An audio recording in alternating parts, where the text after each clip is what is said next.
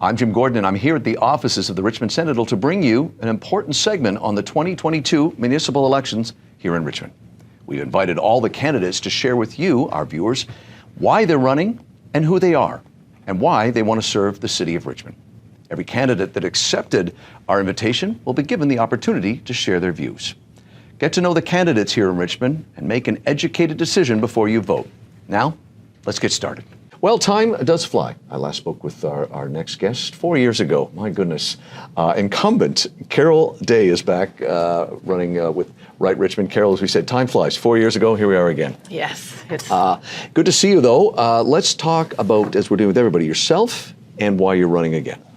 Well, I'm married, I have 3 kids, and I'm a lifelong Richmond resident, and I love Richmond. I just absolutely love Richmond, and I've done a lot of great work in my first 2 terms, 8 years, and I feel that I could do a lot more great work in the next 4 years because I've got an amazing team running with me. Let's talk about the issues that we're talking to every candidate about, and the first one is attainable, affordable, sustainable housing, whatever label you put on it, and it's a general term, but regardless, it's something that is concerning more and more people, not just here in Richmond, but other cities. But in your city of Richmond, what do you hope to continue, or what do you want to add more to? Well, first of all, it's a housing crisis. There's no way to sugarcoat it. Mm-hmm. It is a crisis. We have to use a kaleidoscope of ideas. No, there's no one pill that's going to fix this problem. Right. But what we can do is stop building what we don't need, which is more $2.5 million townhouses, and start building clusters of smaller apartments or condos in community areas, such as I lost a vote on Blundell and Two Road just recently. And instead of 35 luxury townhouses, we could have built 4 or 5 stories of smaller condos that would have been more affordable to buy and more affordable to rent. That's one idea. But there are 100 more like it. And what's happening is every single proposal that comes forward, it's like, well, this isn't going to fix it if we change it. And they're right, it's not. Mm-hmm. But if we do a little bit on each and every one, we can eventually come to the kaleidoscope of solutions.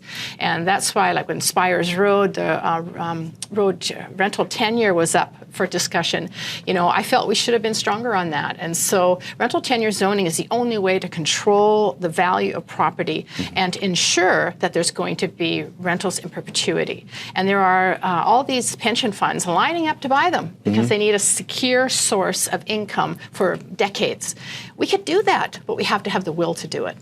Let's talk as someone who's been on the front lines for the last 8 years. We also talking about crime and safety. I think that's gone to the top of a lot of people's lists. You've been there. What do you hope to continue to do, or what else can you add? One of the things we did in my first term was we did a police review to ensure that we were getting the best value possible with the RCMP. And what we discovered is, we're the best off with the RCMP. Unfortunately, Surrey went in another direction. But having said that, we actually have the second lowest crime rate in Metro Vancouver. But most people don't perceive it that way at all. So I think what's really important is to get out in front of the issues and deal with them head on. Because if people knew more and were more engaged and more involved and felt more comfortable going to a community policing station or going to a class or an open house with RCMP, they could learn how to keep themselves safer. And we absolutely have to have more mental health professionals in the Fox 80 cars with the RCMP, because a significant portion, something like 75% of our calls, are mental health issues. In the remaining seconds we have left, Carol, any other things, any other issues that are close to your heart you want to mention to our viewers? Yeah, I'm really concerned about conflict of interest on council. I think it's important that we make sure that we have councillors that are elected that don't have ties to developments and things like that, because what it does is it creates too many times when any of the councillors may have to recuse themselves.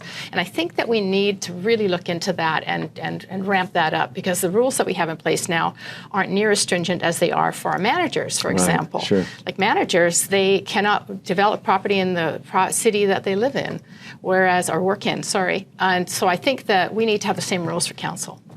She is incumbent Carol Day, running again for a 3rd term for Right Richmond. Good to see you again, Carol. Thank you very much. Thank Cheers. you. And that does it for this edition of the Richmond Sentinel Spotlights on the candidates that are running in the next election, October 15th. Please educate yourself and vote on that day. For more details and if you want to see more videos, please go to the Richmond Sentinel website. It's richmondsentinel.ca.